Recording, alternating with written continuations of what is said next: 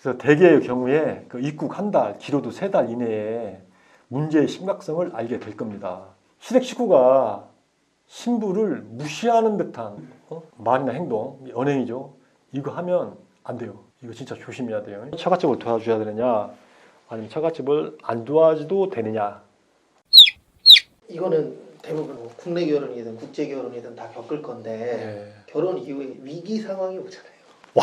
와, 온다고요. 우리 와이프도 지금도 그래, 지금도. 여보, 내 성격 알아 몰라. 아니, 몸값도 떨어질 대로 떨어진 아줌마 성격 내가 알아서 뭐하게. 그럼 뭐라 또, 나 그래도 비싼 여자야. 나 성깔 있는 여자야. 나 당신 집 나가? 그런단 말이에요.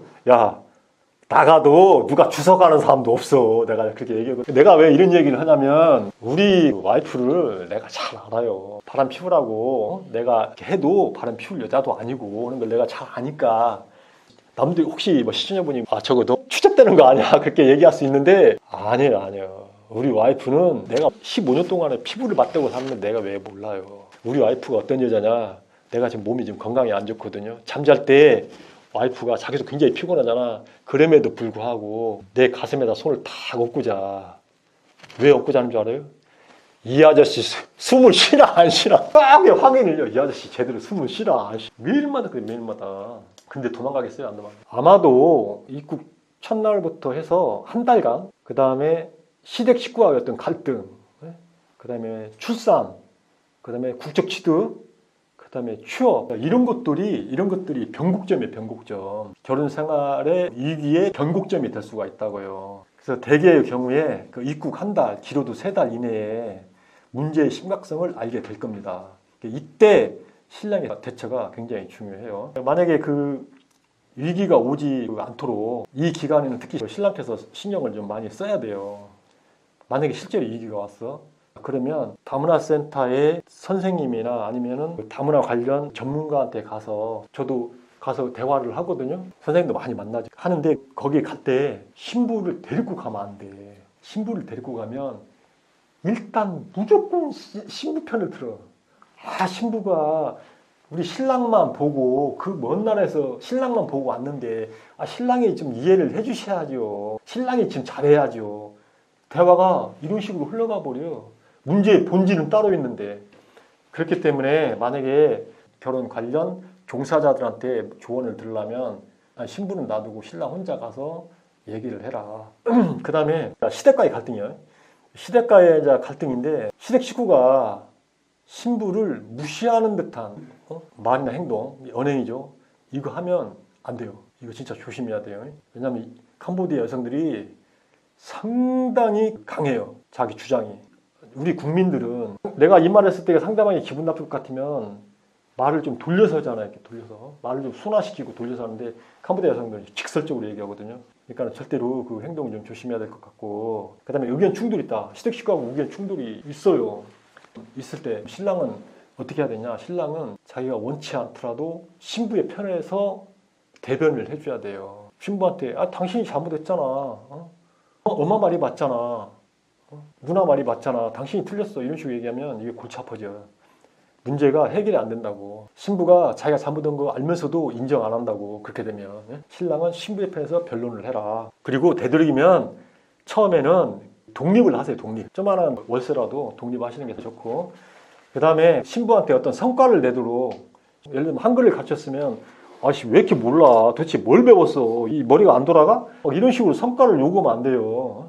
그냥 세월이 답이다. 세월이 답이려니 하고 천천히 기다려주면 됩니다. 그 다음에 출산을 하게 될 건데 출산 준비와 산후조리에서 충분히 신부의 의견을 반영해 줘야 돼요.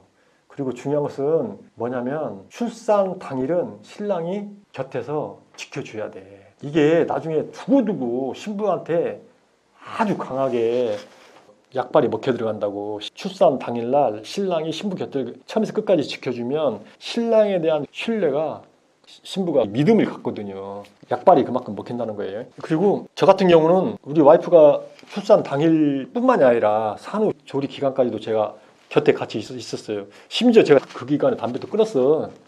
지금은 담배를 피지만. 그리고 국적 취득은 터닝 포인트는 아니에요. 터닝 포인트는 아니지만은 그래도 국적 취득을 했다. 그러면 분위기, 좋은 분위기 있는 그 카페 같은 데 가서 기념비적인 장소에 가가지고 축하를 해주세요. 그리고 나서 미래에 대해서 설계를 하세요. 신부하고 대화를 하면서 당신 이제 국적 취득했으니까 우리 앞으로는 이렇게 미래에 대한 희망을 신부한테 심어주라고. 취업은 뭐냐? 이게 취업이 되려면은 자녀가 유치원에 가든지 아니면 장모님 초청을 하든지 이게 돼야 되거든요. 만약에 아무런 문제 없이 신부가 출산을 했다.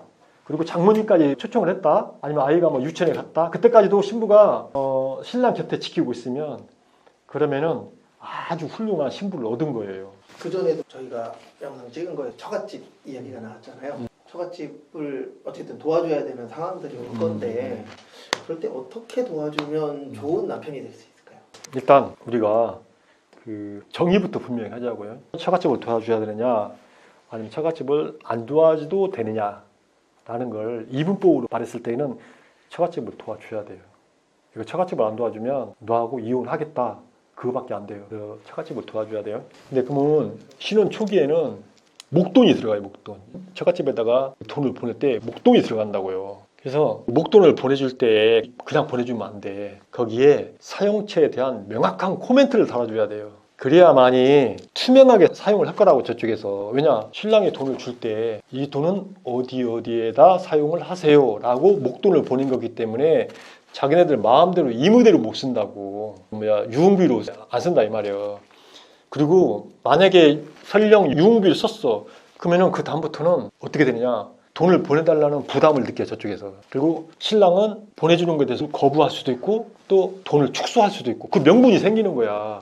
그래서 목돈을 보낼 때는 반드시 코멘트를 달아라. 그거 하고 그 다음에 어느 정도 시간이 지나게 되면 신부랑 같이 이제 몇 개월 지났다 이 말이에요. 그러면 정기적으로 소액에 대해서 보내주는데 이게 출산 전까지는 소액을 보내주세요. 많은 돈이 필요 없고 예를 들어 한 $200 정도. 요즘은 이제 환율이 많이 올라갔고 $200도 이제 부담이 되면 $100. $100 그거 그렇게 큰 돈 아니잖아요. 뭐 14만 원? 그죠? 그거밖에 안 돼. $200 해봐야 28만 원이잖아요. 이렇게 얘기하니까 내가 돈 많은 사람처럼 보이는지 모르지만 저 돈 없습니다. 아까 얘기했잖아요. 쭈글쭈글한 딸랑딸랑 그거밖에 없다고. 우리 와이프가 그런 얘기예요. 당신 쭈글쭈글 딸랑딸랑 그렇게 이제 보내주고 그러다가 이제 출산을 하게 되면 순간적으로 가정 경제에 보릿고개가 와요. 그렇잖아요. 출산을 했으니까 산후조리도 해야 될 거고 출산 준비물 같은 거 다 장만해야 되고 신부 열심히 먹여야 될 거 아니야. 자기 한 입이 아니잖아. 애기랑 두 입이잖아. 들어가는 목구멍은 하나지만. 그래서 이때는 송금을 잠시 중단하세요. 중단하면 알아서 신부가 그쪽에다 전화해요. 나 애기 낳았어. 좀 어려워. 근다고. 돈을 당분간 못 보내준다. 이렇게 신부가 알아서 설명해줘. 그쪽에다가. 그때는 송금을 잠시 중단했다가 그러고 이제 다시 시간이 지나서 여유가 돌아왔을 때 그때 다시 소액을 또 보내주라고요. 절대 돈 많이 보내주면 안 돼요. 집안 살림 거덜나버려. 네, 그렇게 이제 하고 그 다음에 아까 취업 얘기가 나왔잖아요.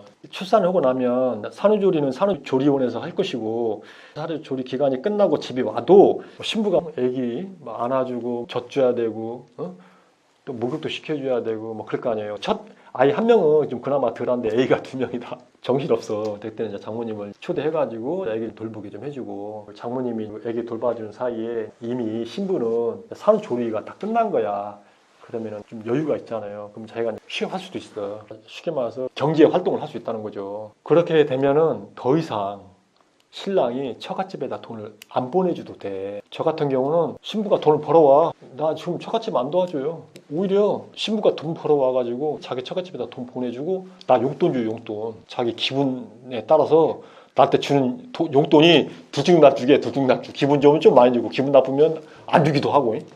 대부분 국제 결혼하게 되면 네. 나이 차이가 좀 날 수밖에 없잖아요. 그렇죠. 젊은 신부분들이 오실 수밖에 없는 상황인데 젊은 신부와 결혼했을 때 좋은 점이 있을까요? 네. 그걸 내가 그때 앞전 영상에 그 얘기를 내가 못했어요. 이게 최소 15년 전 얘기거든요. 15년 전에 제가 우리 와이프를 만나기 위해서 결혼하기 위해서 캄보디아 갔을 때는 제가 막내. 그러니까 한국 예비 신랑들 중에서 제가 막내.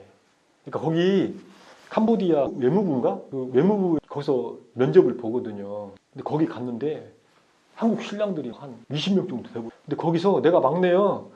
보니까 다 50대 중후반 어떤 사람은 60, 70 다 된 사람도 있더라고. 그래서 내가 왜 이런 얘기를 하냐. 딱 20살 신부랑 20살 차이 나면 당신 도둑놈 아니야. 그러잖아요. 도둑놈 맞긴 맞아요. 근데 나는 작은 도둑놈이고 더 큰 도둑놈이 많으니까 그렇게 신나게 욕을 하면 나 말고 더 도둑놈한테 욕혀. 왜 나한테만 욕이요? 젊은 신부하고 혼인했을 때 좋은 점은 첫째는 노후 보장이 된다. 왜냐면 내가 정년퇴임을 할 때쯤 정년퇴임이 60세거든요. 그러면 정년퇴임을 할 때 우리 와이프는 여전히 40살이야. 계속 공장에서 꼬박꼬박 돈 벌어와. 그럼 나는 집에서 그냥 손가락만 빨고 있으면 돼. 그래서 노후 보장이 된다. 그게 첫 번째고, 그 다음에 두 번째는 무거운 짐은 우리 와이프가 들어요. 지금도 무거운 짐은 내가 몸이 좀 안 좋잖아요. 무거운 짐은 와이프가 들어. 내가 들어주는 거 딱 하나 있어. 우리 와이프 핸드백. 나는 그것만 들어주면 돼. 그 다음에 세 번째는 제가 딸만 둘이라고 그랬잖아요. 그래서 우리 와이프가 가끔 한 번씩 저한테 전신 목욕을 시켜줘요. 그것뿐만이 아니라 전신 마사지도 좀 해주고, 이제 잠들기 전에 전신 마사지를 해주는 거죠. 그리고 야, 나 인터뷰하니까 이거 좀 뽑아줘 했더니 인터뷰 하지 말라니까 왜 또 하는 거야? 또 요거 더 먹고 싶어? 그래서 야, 이미 약속돼 있는 걸 내가 그럼 어떡하냐 좀. 야, 요것 좀 뽑아줘. 요것도 뽑아주고 기팟도 파주고 요것도 이렇게 짜주고. 흰머리는 내가 흰머리도 이거 뽑아줬더니 당신 흰머리 뽑으면 대머리 된다고. 요건 안 된다고 얘기를 하더라고. 젊은 신부하고 살면 그런 게 좋은 거고, 그 다음에 네 번째는 나이가 이제 점점 먹어가잖아요. 그래서 장거리 운전을 하면 되게 피곤해. 근데 나는 어떡하냐. 20살 아래에 와이프가 쌩쌩이 운전한다 이 말이에요. 그럼 나는 그냥 조수석에서 그냥 흥얼흥얼 그냥 고개 막 그냥 이렇게 막 꾸벅꾸벅 조는 거죠. 그러면 와이프가 아이고 잠 안 자고 뭐 했냐 그러거든요. 마지막으로 제가 좀 몸이 안 좋아서 지금 약을 먹는데, 그 약을 가끔 먹다가 보면 귀찮을 때가 있어. 그럼 약을 안 먹어. 와이프가 당신 왜 약 안 먹어? 그러면 먹기 귀찮아. 그러면 와이프가 잽싸게 가갖고 약하고 물을 같이 가지고 와. 먹으라고 해줘. 이게 왜 그러냐. 내가 약을 안 먹으면 내가 큰일 나는 줄 알고 우리 와이프는 걱정을 많이 해. 그러니까 내가 약을 안 먹어 그러면 약을 갖다 줘요. 그러니까 좋죠. 그런 것도 좋고, 그 다음에 지금 현재 집에 가면 뭐가 있냐면은 오메가3하고 루테인하고 아보카도 오일, 뭐 벌꿀, 그 다음에 저거 뭐예요? 그 석류, 계절별로 나오는 거. 석류는 주로 가을철 때 나오거든. 그 다음에 오이, 사과, 귤 이런 게 지금도 집에 그대로 있어요. 내가 산 거 아니야. 와이프가 다 사다 놔. 왜냐면 내 건강을 위해서. 젊은 신부라고 해서 방금 내가 말한 것처럼 이게 다 좋냐? 전제 조건이 하나가 있어요. 착한 젊은 신부.